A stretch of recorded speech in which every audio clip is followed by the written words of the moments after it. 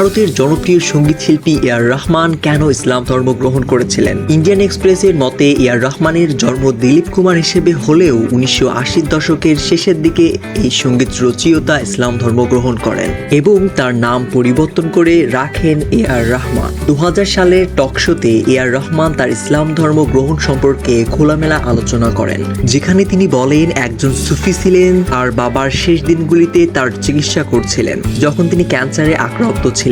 7 থেকে 8 বছর পর যখন তিনি তার পরিবার সেই সুফির সাথে দেখা করেন তখন তারা ইসলাম ধর্ম গ্রহণ করার সিদ্ধান্ত নেন। এবং এখানে খুবই ইন্টারেস্টিং ব্যাপার হলো এ.আর রহমানের এই নামটি তাকে একজন হিন্দু জ্যোতিষী সাজেস্ট করেছিলেন। আমরা আরেকটি সংবাদ মাধ্যম থেকে জানতে পারি জ্যোতিষী তাকে দুটো নামের মধ্যে বেছে নিতে বলেছিলেন। নাম দুটি হলো আব্দুর রহমান, আব্দুর রহিম।